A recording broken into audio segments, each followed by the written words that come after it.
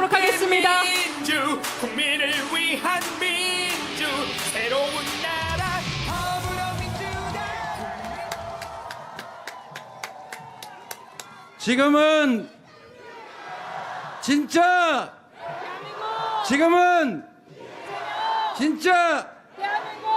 연습도 안 했는데 잘했네요. 반갑습니다. 더불어민주당 대통령 후보 여러분과 함께 6월 3일 새로운 대한민국을 열어갈 이재명 인사드립니다.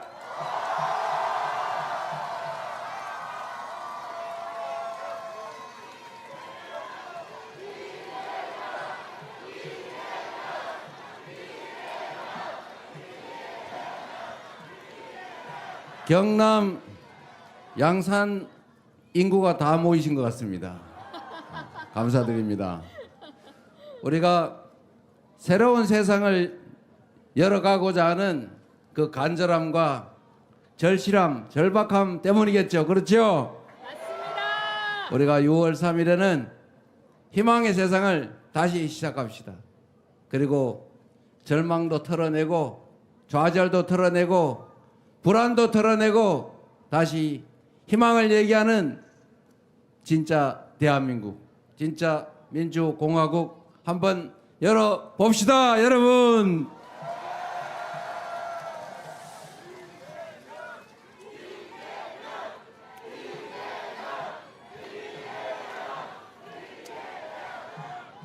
이 대한민국 대통령 또는 대통령으로부터 위임받은 권력을 행사하는 모든 대한민국 공직자, 그 공직자들은 그 부여받은 권력을 우리 국민들의 더 나은 삶, 우리 대한민국의 더 나은 미래를 위해서 써야 되는 게 상식이죠. 그런데 권한을 맡겨놨더니 그 권한이 자기 개인 건 줄 알고 지 마음대로 해야 되는 건 줄 알고 자기 멋대로 남용하고 불공정하게 함부로 행사하고 사회 공익을 위해서가 아니라 누군가를 괴롭히기 위해서, 누군가를 탄압하기 위해서, 자기의 사적 이익을 추구하기 위해서 함부로 쓰고 있습니다. 그러니 나라 살림이 제대로 될 리가 없죠. 경제도 망가지고 민생도 망가지고 남북의 평화는 깨지고 군사 갈등은 격화되고 전 세계에 인정받던 이 대한민국이 외교적으로 고립되고 국가 간 갈등이 격화되고 있어요. 결국은 국제 관계가 나빠지니까 기업들의 경제 용토도 줄어들어서 결국은 대한민국 경제가 나빠지고 우리 국민들의 삶도 또 나빠지는 이 악순환이 계속되고 있습니다. 외부의 충격이 아닌 이 내부의 문제 때문에 이 경제가 쪼그라드는, 계속 성장을 해도 부족할 판인데 이 경제가 쪼그라드는 소위 역성장, 이 역성장이 이번 1분기에 있었습니다. 0.2% 마이너스 성장을 했다고 합니다. 안 그래도 어려운데 경제 총량이 줄어들면 모두가 괴로워지지 않습니까? 이거 대체 누가 이렇게 한 겁니까? 우리가 그렇게 하라고 권력을 맡겼습니까? 아닙니다. 그렇게 하라고 대통령 뽑았습니까? 아닙니다. 그렇게 하라고 세금 냈습니까? 아닙니다. 우리가 권력을 맡기고 세금을 내면서 우리가 그에게 요청했던 것을 단 하나도 제대로 실행하지 않고 오히려 그 권력과 예산을 가지고 국민을 배반하고 나라를 혼란에 빠뜨리고 우리 모두가 지켜야 될 최고규범 헌법까지 파괴하고 말았으니 파면 아니라 처벌을 해도 시원찮을 판이죠. 그런데 그분 지금 멀쩡히 여기저기 다니시면서 별거 다 하시는 것 같아요. 무슨 부정선거 얘기하고 있어요. 부정선거인데 왜 본인이 당선됐습니까? 그러면 뭐 제가 부정했다는 거예요? 부정을 하면 제가 확 이기게 하지 살짝 지게 하겠습니까? 이 말이 되는 소리를 해야죠. 이게 뭐라고요? 밥땡이라고요? 잘 모르겠어요. 바본지 일부러 그러는지. 그러나 중요한 거는 일국의 소위 국정을 책임지던 분들의 말씀으로는 도저히 납득이 안 됩니다.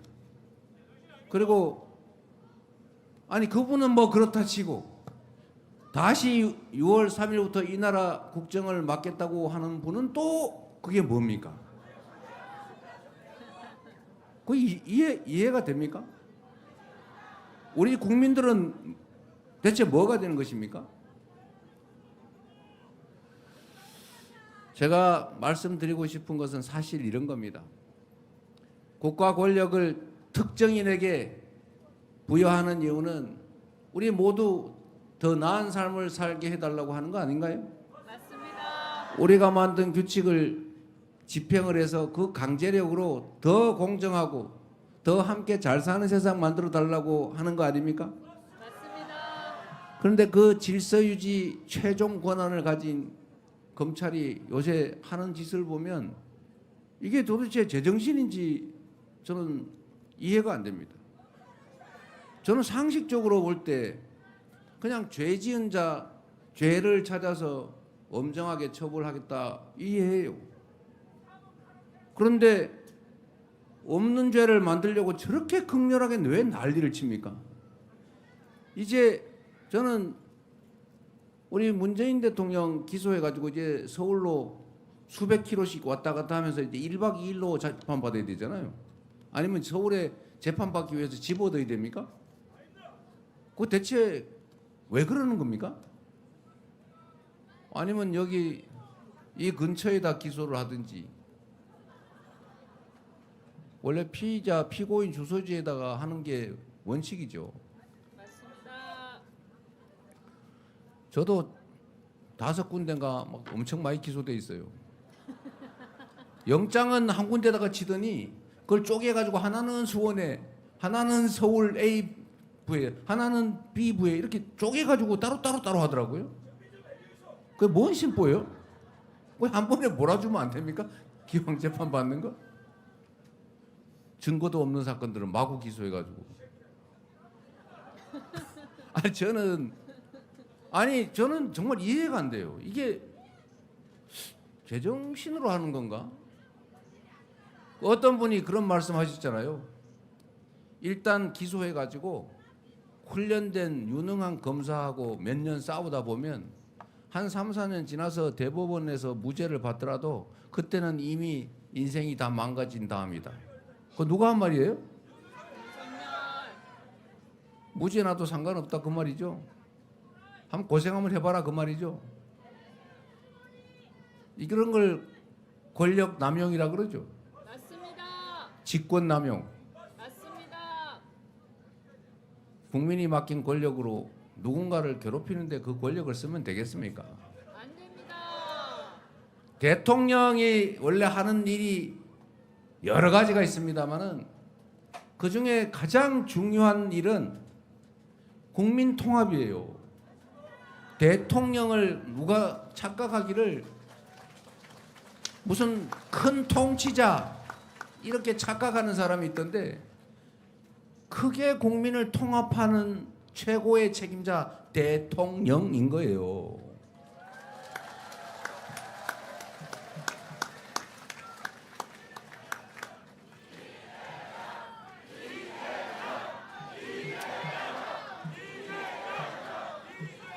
여러분, 대통령이라고 하는 사람이든 아니면 동네에 무슨 동호회 회장이든 그 회장 대통령이 하는 일 중에 제일 큰 게 그 동호회 안 깨지게 하는 거 아닙니까? 내가 동호회인데 내가 아랫마을 출신이고 윗마을 출신하고 경합을 했어요. 그 회장 됐어요. 그런데 나 아랫마을 출신이니까 아랫마을에만 같이 데리고 놀러 가고 회비는 아랫사람 뭐 덜 내라 그러고 윗마을은 너네는 회비 더 내라 그러고 그러면 그 모임이 되겠어요? 깨지잖아요. 통합이라고 하는 게 대단한 게 아닙니다. 일단 회장이 될 때는 한쪽 편을 들어야죠. 그럴 수밖에 없잖아요. 경쟁을 하니까. 그런데 이게 한쪽 편이 다른 쪽을 싹 먹어버리려고 한쪽 편을 하는 겁니까?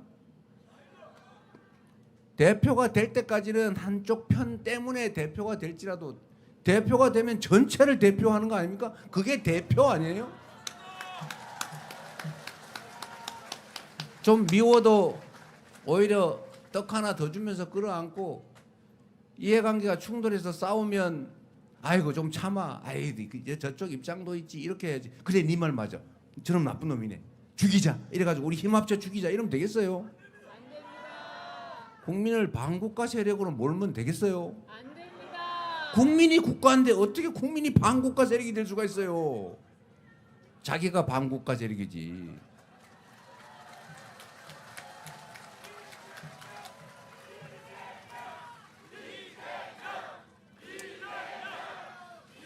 우리 노무현 대통령께서 하신 말 중에 참 배울 게 많지만 그중에 제가 가장 감명 깊게 들은 말은 그거예요.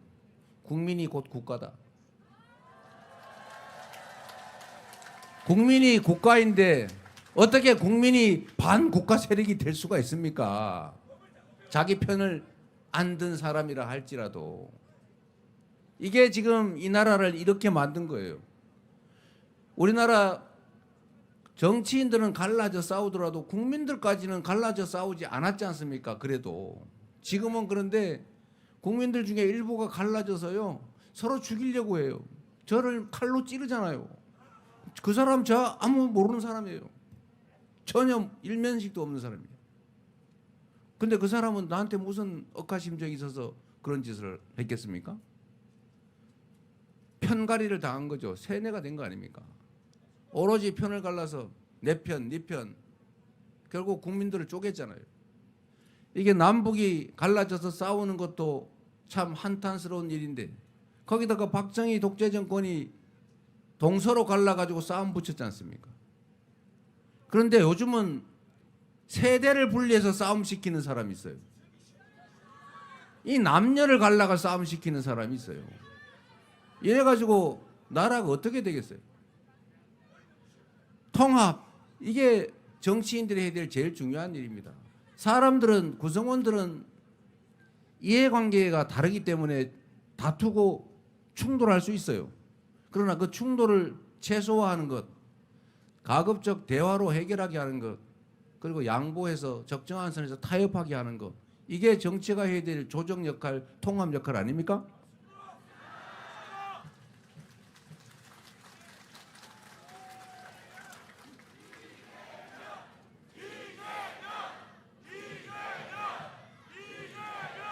우리는 그럼에도 불구하고 그 무능하고 폭력적이고 일방적이고 이기적인 그런 정치 집단이 이 나라를 흔들어 놔도 결국 우리 국민들은 다시 또 제자리를 찾아갑니다.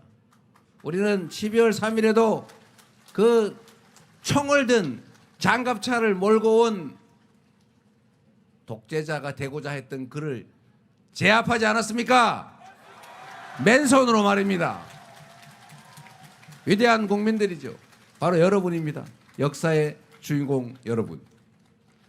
6월 3일에 또 새로운 역사를 우리 손으로 한번 만들어 봅시다, 여러분.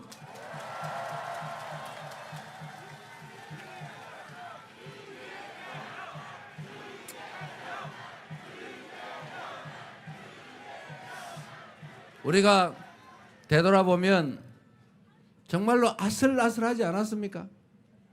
12월 3일 밤에 혹시 특전사 대원들을 태운 헬기가 40분 일찍 도착했더라면 어떻게 됐을까? 수방사 통제관이 헬기 진입을 40분 동안 막았다고 하잖아요. 너네 정체를 밝혀라.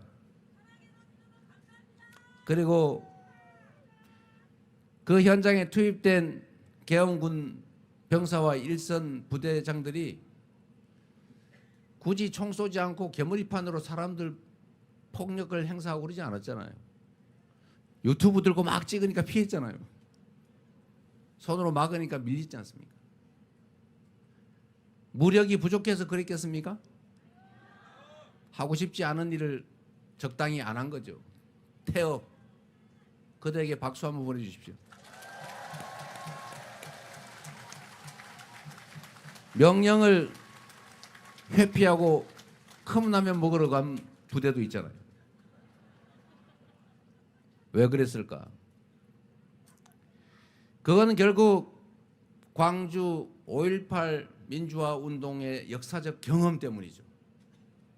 비록 시기는 늦었고 사면돼서 그들이 충분히 처벌받지는 못했지만 성공한 쿠데타조차 많은 세월이 지난 후에 처벌이 되고 결국은 진상이 일부나마 밝혀지더라 라고 하는 그 역사적 경험이 결국 그들을 망설이게 했을 겁니다.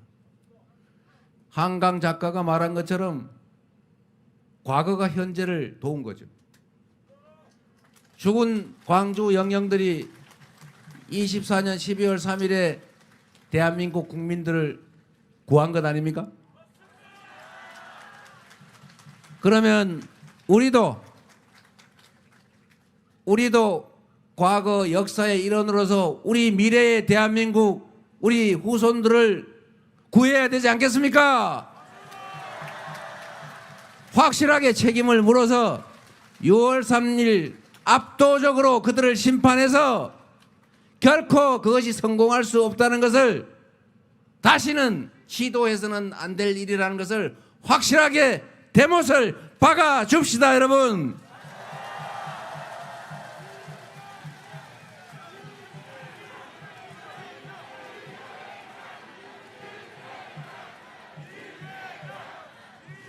우리 대한민국 국민들은 참으로 위대한 국민들이죠. 식민지에서 해방된 나라 중에 유일하게 산업화에 성공하고 민주화에도 성공한 유일한 나라. IMF가 터지니까 다른 나라 사람들은 그런 일 터지면 기본적으로 막 금 사 모으고 귀중품 사 모으고 매점 매석하고 사재기하고 그러는데 우리는 집에서 막 금을 막 내놓잖아요. 금 모으기 한다니까 돌반지, 비녀 다 내놓고. 저도 아이들 돌반지 다 갖다 내놓는 바람에 지금 아이들 결혼하는데 돌반지를 못 물려주게 생겼어요. 지금 한 개도 안 남기고 다 줘버렸더라고요. 그런 그 저력 때문에 전 세계가 아, 저 나라는 다시 살아나겠구나. 지금의 이 위기를 조금만 도와주면 살아나겠구나 해서 결국 IMF도 김대중 대통령의 출중한 능력을 바탕 삼아서 신속하게 극복한 거죠.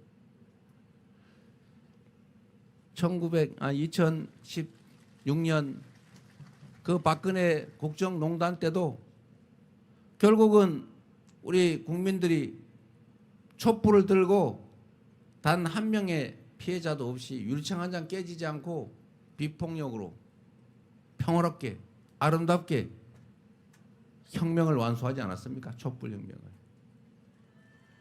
얼마나 위대한 사람들입니까?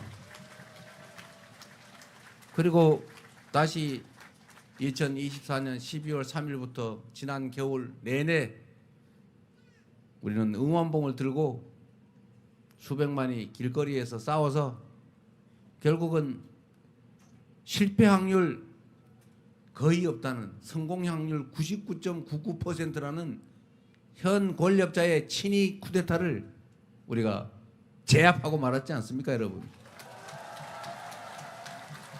우리 자신이 위대한 국민들입니다. 그래서 우리는 앞으로도 이 현재의 위기 역경을 가뿐하게 이겨내고 6월 3일부터 새롭게 미래를 향해서 확실하게 출발할 것입니다. 여러분이 그 선두에 그리고 저는 그 앞에 함께 하겠습니다, 여러분.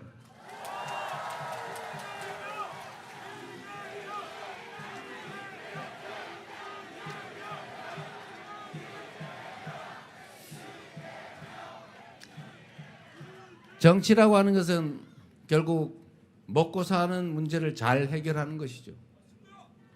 국가는 국가 공동체를 잘 지켜내고 안보, 국가 공동체 내 구성원끼리 합리적인 규칙에 따라서 예측 가능한 그 질서에 따라서 안전하게 살 수 있게 하는 거, 치안, 그리고 등 따시고 배부르게 살 수 있게 하는 거, 민생, 이게 국가가 국민에게 할 일 아닙니까? 근데 지금 먹고 사는 게 너무 어렵죠? 먹고 사는 문제를 해결해야죠. 그런데 제가 그래서 제가 여러분께 말씀드릴 수 있는 게 있습니다. 6월 3일은 우리가 압도적으로 승리하는 날이 아니라 우리는 반드시 이겨야 되는 날입니다. 그리고 그들에게 반드시 엄중한 압도적인 심판을 해야 하는 날입니다. 그리고 압도적 심판이 성공하는 그 순간부터 대한민국 경제는, 대한민국의 미래는 다시 우하향에서 바닥을 찍고 우상향으로 돌아설 겁니다. 경제도 나아질 것으로 저는 확신합니다. 일단 경제는 심리죠. 단기적으로는 심리에 좌우됩니다. 지금처럼 불안해가지고 일단은 경제가 나쁘니까 주머니가 얇아진 것도 있지만 내수가 너무 나빠졌어요. 불안하니까 밖에 안 나가죠. 주머니에 돈이 있어도 안 쓰죠. 아껴놔야죠.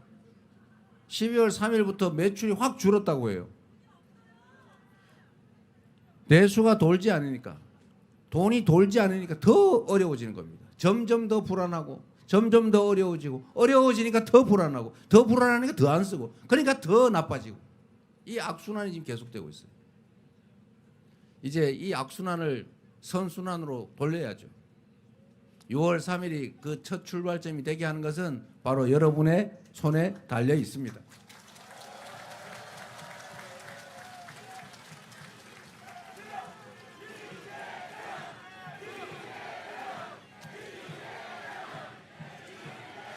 그래서 우리가 희망 섞인 이야기를 좀 나눠봐야 되지 않겠습니까? 몇 가지 말씀만 간단하게 드리면, 우리 김경수 전 지사께서 추진하던 부울경 메가시티 뭐 해야죠. 그건 장기적으로 반드시 해야 될 일입니다. 앞으로는 도시 간 경쟁이 사실은 국제 경쟁의 중심이 됩니다. 그리고 광역화, 이게 사실은 경쟁력을 말해주죠.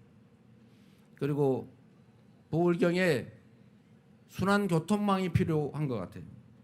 이게 철도로 막히지 않고 다닐 수 있는 그 기간철 교통망이 필요하죠. 그런 부분들은 저희가 이미 공약에 말씀을 다 드렸으니까 한번 봐주시고, 크게 봤을 때 제가 지금 수도권 유세할 때 이 얘기를 많이 합니다. 제가 그저께 어제 이렇게 경기 북부에 다니면서, 경기도는 남부와 북부가 차등이 또 많아요. 남쪽은 잘 발전하고 있죠. 근데 북쪽은 군사 규제 때문에, 또 뭐 예를 들어 동쪽은 상수원 규제 때문에 발전을 못 하고 있어요. 그러니까 북쪽 분들이 화가 날 거 아닙니까? 그러니까 심하게 화가 나니까 분도하자, 갈라서자, 이혼하자, 이러고 있는 사람들이 있어요. 화나니까요. 그래서 제가 그 말씀을 드렸죠. 균형 발전을 해야 된다. 경기도 수원의 남쪽에 있던 공공기관도 북쪽으로 다 옮기고, 경기도 예산을 집행할 때 북쪽에 SOC 투자를 더 집중하고, 제가 경기도지사 있을 때는 북쪽에 대한 SOC 투자가 남쪽에 1.5배 가까이 됐어요. 제가 북쪽에 많이 했죠. 그래야 균형이 맞춰지니까. 그 얘기를 하면서 제가 그렇게 말씀드렸습니다. 대한민국도 과거에는 수도권 집중이 국가 전체 성장 발전에 도움이 됐다. 자원이 부족했기 때문에 한 군데다 몰아줘야 되는 거죠. 다 나누면 흐지부지 사라지니까. 그래서 저축도 하면 그 돈을 한 기업에다 확 몰아주는 거죠. 그리고 지역도 서울에다 집중하는 거예요. 이게 국가 성장 전략이었습니다. 어쩔 수 없었죠. 그러나 이제는 그게 한계에 다다랐다. 이제는 서울에 아파트 한 평 값이 3억씩 하는데 땅 한 평에 무슨 임야도 500만 원씩 하는데 개발 안 되는 임야도 300만 원, 500만 원, 1000만 원 이렇게 해요. 그런 데서 어떻게 공장을 짓고 국제 경쟁력을 가질 수 있겠냐. 사람이 막 미어 터지고 그렇다고 취직할 데가 많으냐? 그것도 아니에요. 그러니 이게 지방은 인구가 줄어들어서 소멸하고 수도권은 너무 많이 몰려들어서 미어 터져가지고 과밀로 죽을 지경이고 이거 쌍방으로 죽게 생겼으니 이래가지고 나라의 미래가 없다. 이제는 전국이 균형 발전하게 자본도 충분하니 이제는 전국이 기회를 고루 누리게 해야 된다. 아니 그 정도가 아니라 똑같은 조건이라면 지방에 더 많은 투자를 해서 모두가 함께 살고 국토가 전체적으로 효율을 갖게 해야 된다. 앞으로 다음 정부가 들어서면 혹시라도 지방에 더 많이 투자해도 섭섭하게 생각하지 마라. 이렇게 말씀드렸더니 다 박수 치더라고요.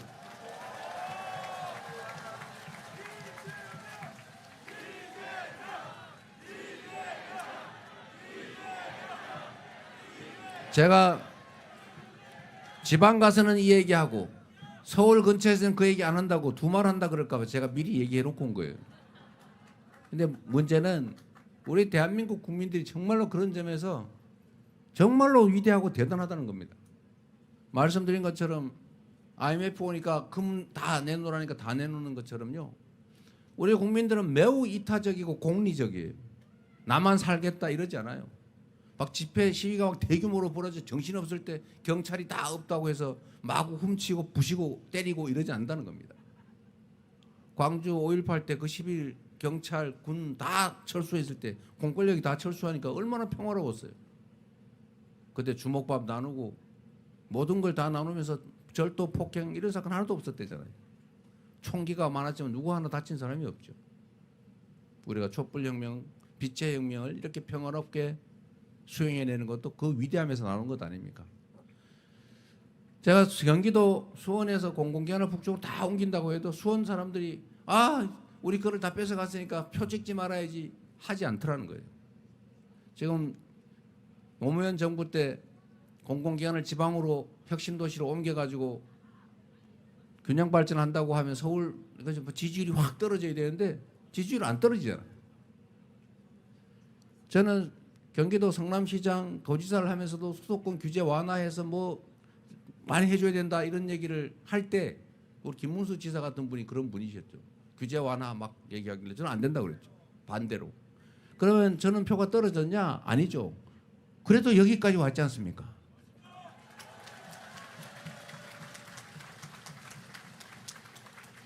우리 국민들의 위대함이에요.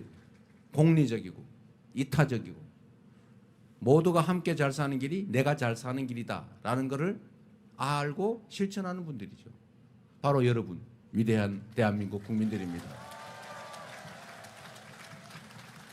저는 그래서 이 저력을 가지고 우리가 다시 회복할 뿐만 아니라 지금보다 한 단계 더 도약할 수 있다고 믿어요. 그래서 제가 K 이니셔티브 우리가 가진 장점을 잘 발휘해서 각 모든 영역에서 다양한 영역에서 세계를 선도하는 나라가 되자. 1등 국가가 되자. 못할 게 뭐 있습니까, 여러분?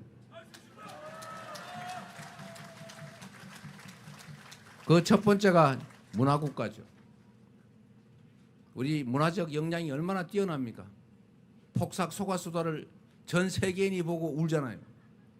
저도 경상도 사람들 원래 남자들이 울면 안 된다는 얘기 많이 하잖아요. 제가 집에서 그거 보다가 집 사람 모르게 아내 모르게 오다가 막 원래 눈물 닦느라고 엄청 고생했어요. 그 다 보고 나니까 눈에 진물이 나는 것 같더라고. 이 가장 한국적인 것이 가장 세계적이죠. 그 문화의 역량을 키우면 우리의 또 다른 성장의 기회, 발전의 기회가 올 거다. 그리고 이거는 대한민국 전체에 관한 거지만 어쨌든 지방 얘기를 조금만 더 드리면 이제 지방의 투자 그다음에 정책을 집중할 필요가 있다. 저는 재정 분배를 할 때도 서울에서의 거리 또는 부산에서의 거리에 따라서 좀 차등 인센티브를 줄 필요가 있다고 생각합니다. 그래서 지금 이미 있는 건 어쩔 수 없어요. 이미 있는 걸 뺏을 수는 없습니다. 새로운 영역에서는 최대한 공정하게 기회를 나누고 그 성과도 공정하게 가지도록 해서 이 양극화 불평등을 좀 최소화하자. 좁혀가자 조금씩. 저는 해소라는 말 좋아하지 않아요. 불가능하거든요. 어떻게 해소가 됩니까? 완화. 그리고 그런 면에서 새로운 정책을 할 때는 하다못해 아동수당을 새롭게 시작한다. 뭐 그러면 또는 농어촌 기본소득 이런 걸 한다. 그러면 전면적으로 하기는 어려우니까 먼 데부터 먼저. 똑같은 조건이면 먼 데를 한 10%, 20% 추가로 지급한다든지 또는 국가 교육 지원을 해도 국공립대 중에 저 서울에서 거리가 먼 국립대를 조금 더 지원한다든지 이렇게 해야 대한민국이 비로소 균형을 맞춰가겠다.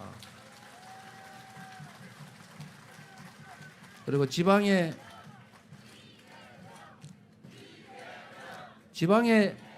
먹고 살 길이 있어야 되지 않습니까? 먹고 살 길을 만드는 방법을 또 열심히 연구해야죠. 지방에 먹고 사는 길, 그 먹고 사는 길의 핵심은 기업들이 들어오는 거예요. 근데 지금은 기업들이 들어오려니까 제가 기업인들한테 물어봤죠. 좀 남쪽에 가서 하면 안 되겠습니까? 뭐 가면은 땅값도 싸고 물가도 싸고 좋지 않습니까? 그랬더니 뭐 그런 건 맞는 말인데 사람이 없대요. 일할 사람이 없다고 합니다. 그래서 그러면 거짓말하니까 그 사실이. 그래서 기업의 입장을 이해해 줘야 돼요. 유능한 젊은 인재들 찾기가 어렵다. 그러면 뭐 젊은 인재들은 뭐 서울로 왜 가냐? 기업이 일자리가 없어서 가는 거예요. 서로 이게 또 닭이 먼저냐 알이 먼저냐 이러고 있어요. 그래서 제가 젊은이들한테 물어봤어요. 왜 서울로 가냐? 여기는 일단은 정주 환경이 안 좋아요. 영화관 같은 것도 잘 없고 편의시설도 좀 부족하고 어디 사귀어서 연애 데이트 할래도 좀 불편하고 그리고 미래도 좀 불확실하고 그래서 또 젊은이들은 서울로 가요. 왜 뭐 서울로 가면 뭐 길이 있냐? 사실 거기도 잘 길이 별로 없어요. 그래도 여기보다 나으니까 떠난다는 거예요. 그래서 이런 악순환이 다 계속되고 있는데 이거를 한두 개를 해결한다고 해결되지가 않는다. 그러면 종합적으로 해야죠. 일단은 기업은 돈이 남아야 하는 거 아닙니까? 그 뭐 아버지가 부탁하고 대통령이 부탁해도 돈이 남으면 하겠지만 돈 안 남으면 절대 안 하죠. 말은 해도. 근데 누가 마구 때 말려도 돈 되면 무조건 하죠. 그게 기업이죠. 그래서 마침 저는 기회가 왔다고 생각해요. 그게 뭐냐면 재생에너지 사회로 우리가 전환해야 됩니다. 이제는 재생에너지로 생산하지 않으면 물건을 팔 수 없는 시대가 오잖아요. 아리백기라고. 이 아리백 싫어하는 사람 있긴 한데 재생에너지로 100% 재생에너지로 생산 안 하면 안 산다.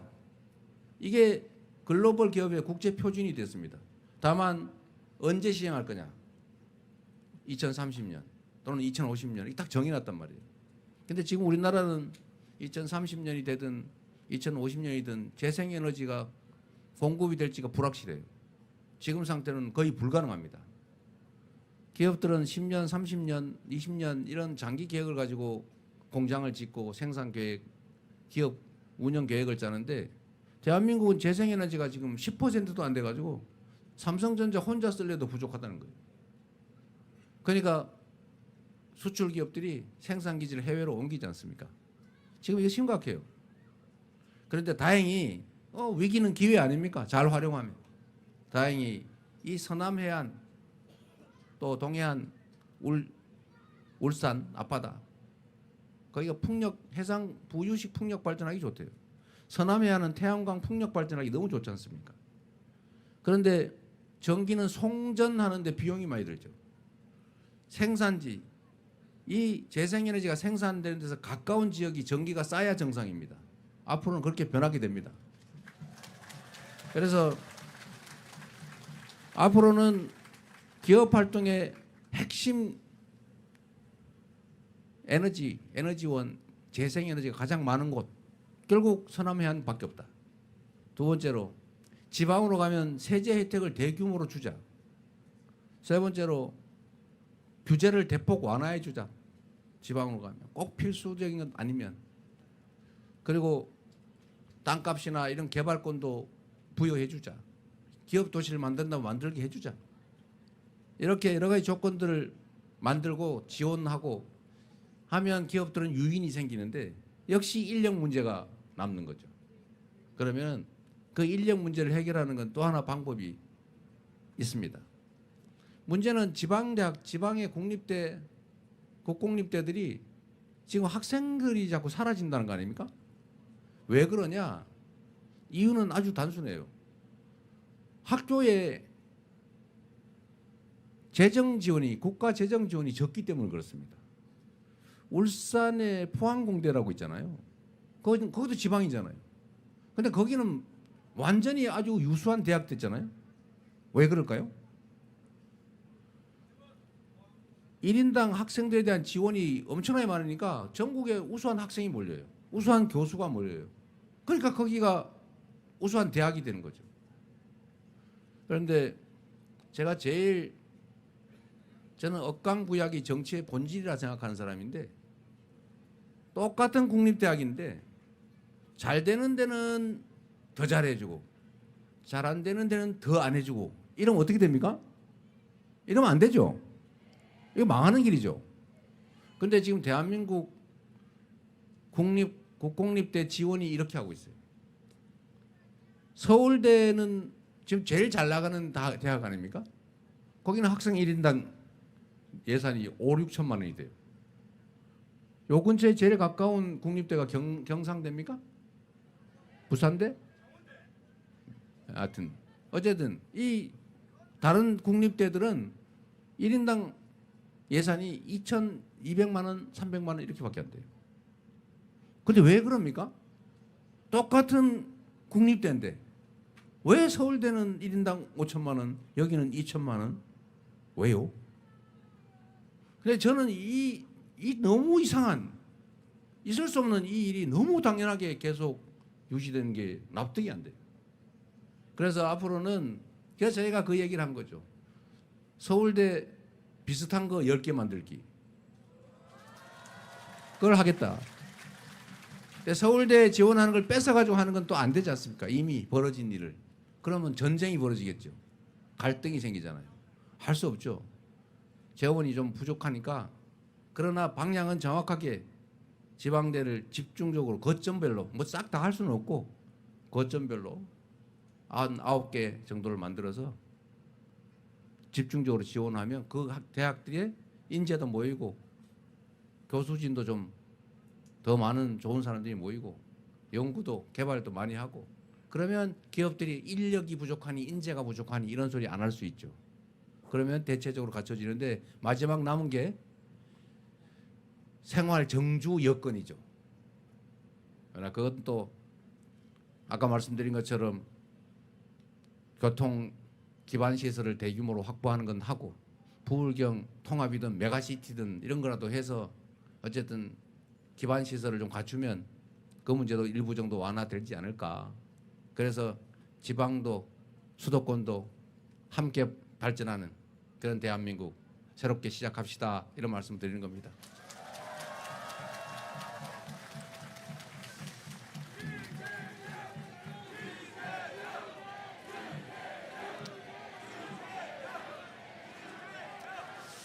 여러분, 저는 자신 있어요. 제가 잘나서가 아니라 우리 이 정말 이 국민들의 위대한 저력이 있기 때문에 우리가 불필요한 것들에 싸움질하느라 에너지 낭비하지 않고 작은 차이들을 넘어서서 정치도 좀 화합하고 포용하고 그렇다고 제가 죄진 나쁜 사람들 싹 다 살려주자 이런 건 아닙니다. 뭐 통합과 봉합은 다른 거니까. 예? 통합과 봉합은 다르잖아요. 그러나 분명한 것은 정치적 입장에 따라 누군가를 불이익을 주고 또 정치적 상대를 제거하려고 하지 않고 서로 공존하면서 인정하고 역할을 나누고 100%를 다 갖는 게 아니라 일부는 또 인정하면서 오로지 개인 또는 특정 정치 집단의 이익이 아니라 국민과 국가의 더 나은 미래를 위해서 우리가 힘을 합치면 지금보다는 훨씬 더 나은 그런 대한민국, 그런 세상 되지 않겠습니까?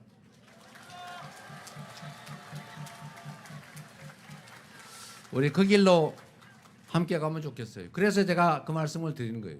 2025년 6월 4일부터는 그날에 무슨 갑자기 객관적 상황이 엄청 변해가지고 확 좋아지는 게 아니고, 그날부터 더 나은 세상이 열릴 거라는 희망, 그 희망 때문에 불안도 조금 줄어들고 희망도 생기고 열정도 생기고 기대도 생겨서 가만히 있어도 지금보다는 조금씩 나아질 것이다. 거기다 구체적인 개선들 조금씩 더 해나가면 훨씬 더 좋은 세상 열리지 않겠습니까?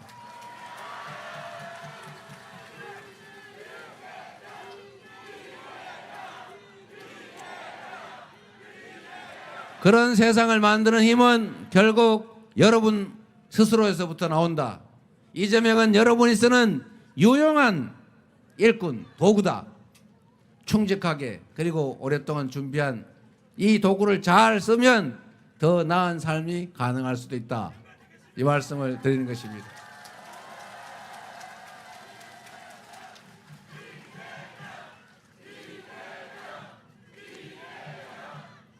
그리고 여러분, 우리 경남에 이재영 위원장을 포함해서 좋은 자원이 많잖아요. 우리 김두관 전 장관님 포함해서 이 좋은 자원들을 잘 키워서 충직하고 유능한 건 제가 보장하니까 기회를 꼭 한번 주세요. 여러분의 도구로 잘 쓰시기 바랍니다. 제가 하도 소리를 지르고 그랬다고, 말이 많다고 제가 지금 참모로부터 엄청나게 지금 잔소리를 듣고 있어서 제가 오늘은 여기까지만 하는 걸로 하고, 여러분, 우리는 역사적 순간을 지나고 있는 겁니다. 미래로 갈 건지 과거로 퇴행할 건지, 헌법이 파괴되고 특정 소수가 폭력적으로 많은 사람들을 지배하는 그런 원시적인 상태로 남아 있을 건지, 아니면 국민의 주권이 존중되는 진짜 대한민국 민주공화국으로 나아갈지가 6월 3일에 결정됩니다.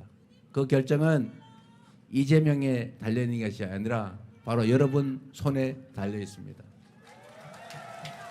여러분의 운명이, 여러분 자녀들의 삶이, 이 나라의 미래가 여러분 손에 달려 있으니 여러분 잘 부탁드립니다.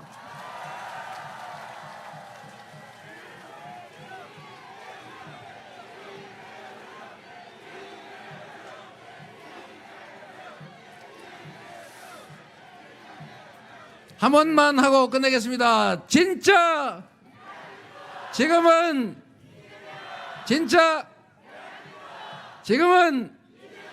감사합니다. 여러분, 이제 후보님 보내드릴 시간이 됐습니다.